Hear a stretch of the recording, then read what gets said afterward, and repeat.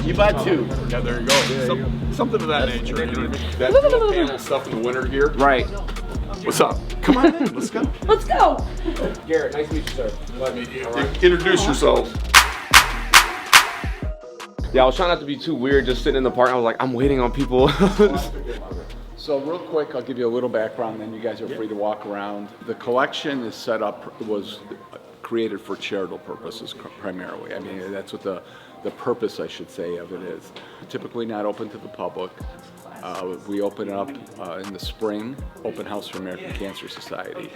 And then we'll do various charities throughout the year, and then we'll end it with the benefit for the Pink Fund to coincide with breast cancer awareness. There is kind of a theme to the rooms. This was primarily set to be the exotics. Got the Roma earlier this year. He's getting a 812 Competizione. Some of these are Ken's daily drivers. The C8 here is his personal car, the white one. The ZR1 was his personal car before the C8. The Carrera was his winter driver. The middle room is pretty much Corvettes, all Corvettes, with the exception of, I think there's a Coppola Camaro in the back corner and a Callaway Camaro. But even the ones against the wall here, which don't look like they're rebodied Corvettes. Probably the one that is the most revered or prized from Ken is the Zora Duntov Mule, which was Zora Duntov's mule car, and where he put the first V8 in it. That car did 150 at the proving grounds when they first put it in. So you think about it with skinny bias ply tires doing 150 miles an hour. And then the far room is pretty much muscle cars and other unique cars.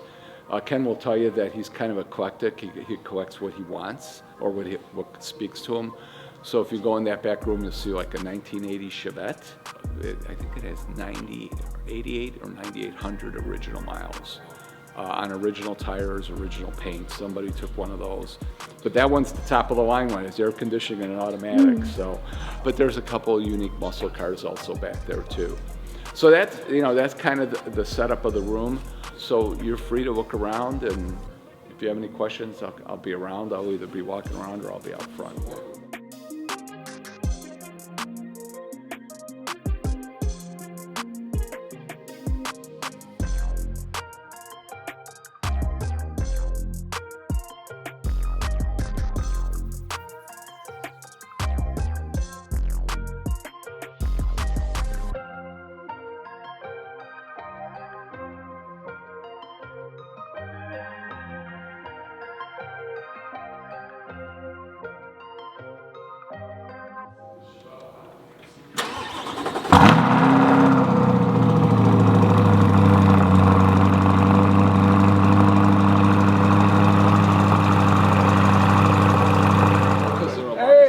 This guy. I can't be bragging about you and saying all these nice things if you're standing right here. It looks like I'm sucking up to you. No. How are you? Good, yeah. Thanks for bringing this guy. I told you didn't think I was going to take you up on it that fast, did you? Geez, we haven't seen each other for years and years. I was just telling him, I realized very quickly why he's working here with you. Like, you know what I mean? It's so funny. You're like, yeah, well, we got to know George at Cars and Coffee in Wixom, so yeah, it's pretty cool. Anyway, so more fun than being in business. Boy, I'll tell you. I'm Garrett, by the way. Hi, Garrett. Oh, how are you? Nice to meet you, sir. Pleasure to meet you as well. Hi, Joe. Pleasure to meet you. Emma. Yeah, Truly, okay. of course. Nice to meet you. Oh, Friends of pleasure. ours. We've known these guys for quite some How time. about that? You got that new Grand Wagoneer out there with the Hurricane motor. Yeah, which is pretty neat. I was a little envious every time I see something like that. So, well, feel free to check it out. We're about to head over to the spa if you want to take a look at it. I'll tell you what. One of the things I've wondered about, every time we're in the C8 Corvette up on the highway and we're passed by a Challenger or any Chrysler product that's got the Hemi or whatever, for whatever reason, I've asked these guys, do you sign a contract that when you pass a Corvette, you've got to make some noise, because they get by next to us and then they hit the gas, and make all kinds of noise and take off, It might be part of that thing where you're out driving and you see the competitor, you gotta roust them for something. Once I'm telling you, once I bought that Z06, the last one, we were laughing about that the last fundraiser. Yeah. It's true. Yeah, I think so. Detroit is very heavy Hellcat True. territory. Yeah. I mean, that's my whole neighborhood. So there is a rivalry there. It's almost like Dearborn. You know what I mean? It's the same thing back when we were younger. You know, that's blue oval country. Yeah, You yeah. know, you get picked on when you go down there. Well, I told you I got expelled from Dearborn High for drag racing right out on Oh yeah. our drive. Oh yeah. Yeah. I had a '69 Camaro 396 375, and there was a guy that had a 302 Boss Mustang. Of course, you know, we're in Ford country now. I had the only Chevrolet in the parking lot. All the students were working for Ford. Their dads worked for Fords and such. And this guy, every time I went down the hall, he'd either try to trip me or stick his arm to me and, come on, Lingenfelter, you blankety blank, you know, race me, you know. And I thought to myself, what are you thinking, dude? Yeah. You got a 302 Boss Mustang. I got a 396 375 Camaro, but okay, it's going to get to this. And at one point, he just did it too much, and I grabbed him, and he grabbed me, and we said, after school. And everybody in the school heard us, including the assistant principal. So at 2:30, when school let out, everybody went out on Outer Drive because they knew we were going to race. And we did. We started, there's a part on Outer Drive where it goes over the Rouge River, and just past there is where the school kind of starts. And we hit it, and I smoked him so bad. So the vice principal let you finish first before... Well, he didn't have a choice because we were flying. Yeah. I got cuffed, taken to the police station, expelled from school. The guy with the Mustang didn't get any of that stuff. You know, Ford country, man. See, that's messed up. The rivalry's deep. That's messed up. He had a friend at the police station or something. Joke's on him. He'd pick any of these to race somebody out. That's too funny. This room's special to me because this is, I mean, I was a teenager, 69, 70, 71, you know, and this is when the muscle cars are really in their peak. And what was fun too, I don't know if you noticed the Levi Gremlin there. Yeah. So early on, I got a call from station that was it wasn't Motor Trend TV at that time, might have been Speed, but Supercar Blondie wanted to come here and visit the collection. And so I'm busy, I'm getting things done, we're getting closer to the date. I had just gotten a ZR1, and so 2019 ZR1, so we spent some time in that. But I had a lot of chance to get to know her. Very, very nice lady. She fell in love with that Gremlin. Of all the cars that were here, I mean, at that time there was an Enzo here, and an F50, and an F40, a 288 GTO, and a Bugatti Veyron. That's the car she just fell in love with. 401 special though. That's a killer motor. Oh yeah. That was a fast motor, right? No, it's an AMC motor. Yeah, that's right. But they were the 401s were their blueprint balance. They were their race motor. Right.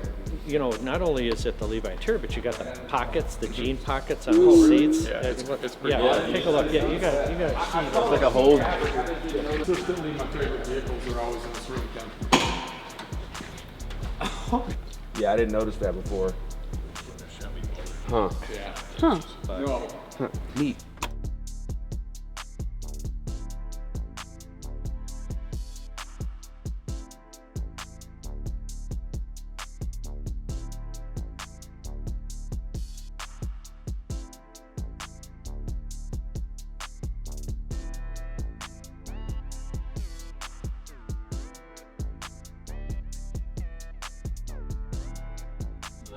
All right, we're headed over to Ken Lingenfelter's AutoSpa. This is another building he has, and this is where they do all the PPF and ceramic, and he offers some services here outside of their performance division. So Ken is a really good friend, and you know, I'm new to this you know, exclusive Corvette community of his, so I got him doing some work on it over here. So we're gonna go check out the car, and he's gonna get it all nice and make sure it doesn't get chipped up, and we'll keep that thing clean. So we're gonna go meet the guys, and yeah, I want some visitation rights with my car for a little bit. So I just got it, and then it left me. So.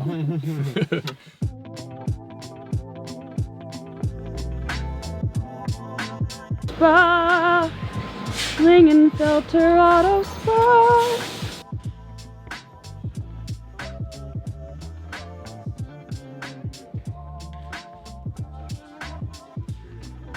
We already installed the rear fender piece and started taking apart the front bumper just to make that a little easier. So it's a 7mm like protective film that goes over the paint. It's a self-healing film that protects against rocks, scratches, heavy Michigan. scratches, Michigan. Yeah. So it's a self-healing, like once it gets hot, any scratches that are in it go away once it gets hot. That's cool. So you can either park it out in the sun or hit it with a heat gun. Yeah, that's nice. And we're tinting the windows too. Perfect. Oh, yeah, he, of course. We do it mostly for customers. We started out taking care of all of Ken's cars, practicing on his cars. And then about 3 years ago, we started doing it for the public. So yeah, all the cars in here are customer cars. Awesome. Simple, it's easy, it's clean. It's almost therapeutic. How long have you worked here for? I've been with Lingenfelter for 9 years. So when I started, I was a fabricator, engine installer in Wixom, and then came here and managed Ken's Collection for about 7 years, and then been down here for Three, yeah, cool. These aren't the original uprights for the trunk, is it? Are they? Yeah. Oh, wow! I didn't know that. I guess I didn't pay attention to them, really, but they look aftermarket. I couldn't tell you what's different on the. Oh, yeah, obviously. This is the only coupe. Yeah, I couldn't tell you if the coupe are the ones different. Are those different on the other C8? Is this new to the Z06 or the same? It's the same. Yeah, I thought so. Yeah. I guess that's one of those little things I didn't really pay attention to. The uprights for that, because they look aftermarket. Yeah, I've only briefly spent time with the C8s. We did the one day we built the one, Darko's place. That Where was we fun. tore it down. Yeah, it was in pieces, and we put the 3 different main chassis pieces together and built a running, driving car in 8 hours from all these components. But we never bodied it. You know, I didn't like get to know the car. I just knew the mechanics of the car to get it running. But I never really spent a ton of time looking at them and all that stuff. So this is kind of my first really big experience with one. Yeah. Yeah. Trust me, I never thought we would get to this point. But we have it now, so now we get to experience it together. Yep. I think we have a unique perspective on this because most people, when they look at this car and they see this car on the internet and they get to experience this car, it's all done through the performance characteristics and the enthusiast, interaction with it and their experience. My experience with this car is not only, how fun it is to drive and all that stuff, but, I understand what it takes to create something like this. I grew up in this industry, and so for me, the crazy part is just one, having the opportunity to experience this, and then knowing how incredible something like this is, and knowing what it does for the industry. This is the part that lights this industry on fire. But to know what goes into these cars like this, it's really an incredible feat. So I kind of want to share that side of it. The talks of a mid-engine Corvette have been going on for decades. Oh, yeah. You know what I mean? None of this conversation of the very first American supercar, is not new. But what it takes to get it there is, and even the challenges now, just trying to get the parts to build these cars. They have a lot of challenges ahead of them, but there's a lot that goes into creating something like this. Somehow they make it happen, and you see it. They just see it in this. Oh, it's unreal. Yeah, so I'm for me, it's about everybody in our industry. It's always about this car and that car, and I get the exotics and the supercars are really super exciting. But for us, it was always look, if the American car company, one of our car companies wanted to build something like that, it would be absolutely incredible because their resources and their bandwidth and just their capacity is incredible. So this is proof of that. This car to have air-conditioned seats and all these things, and to say that you're literally in the supercar category, watching the guys that do the performance evaluations and stuff, and watching this car, put the screws to some $300,000 cars is pretty neat. It's just what we always talk about.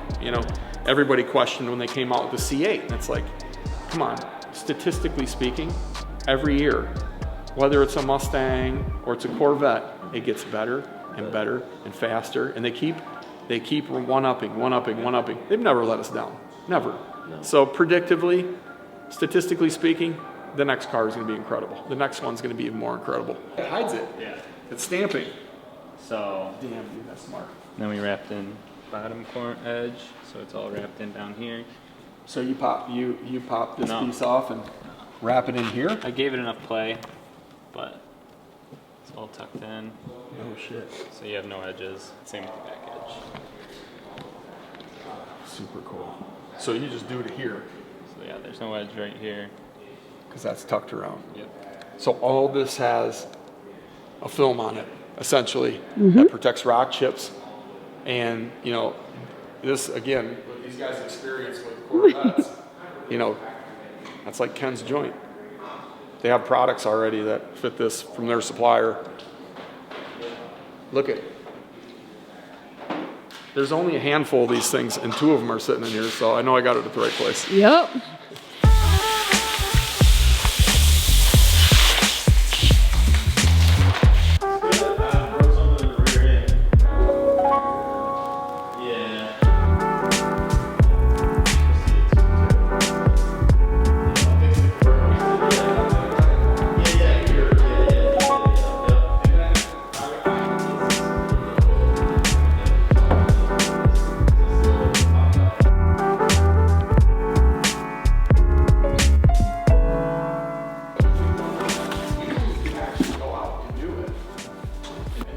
Are these more panels? Like other side of the car? Or? No, I'm just plotting them. Oh. So, see the cutouts? Ah.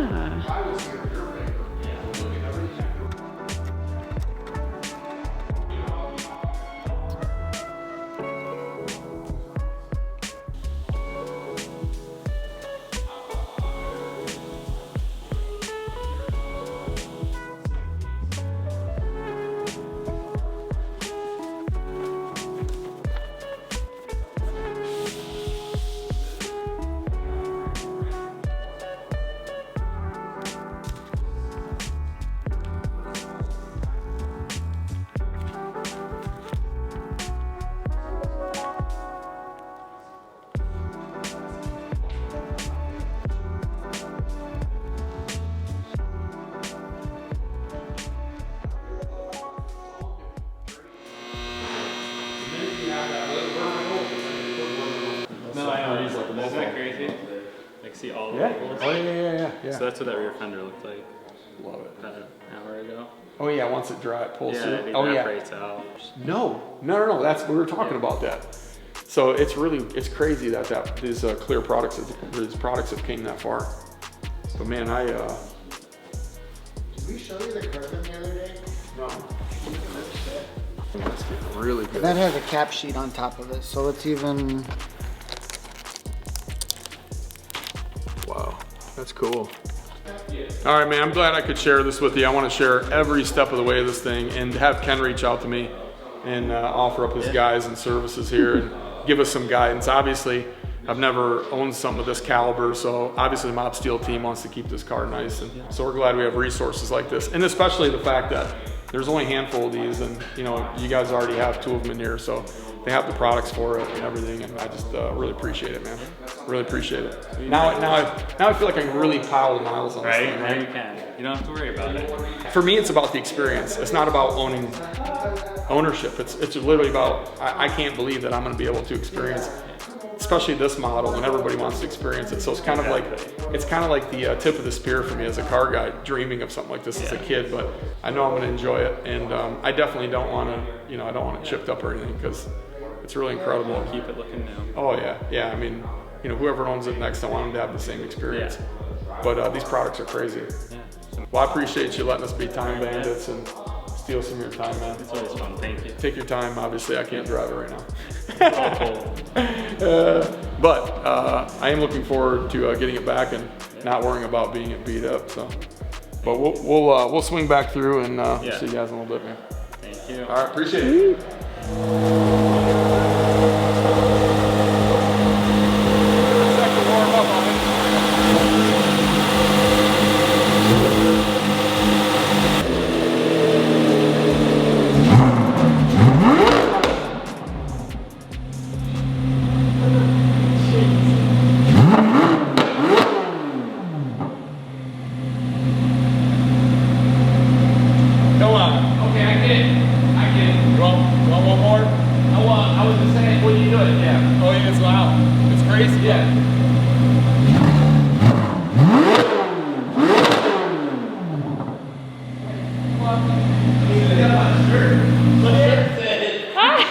Flapping in the wind. I'm way back here, dude. That's stop.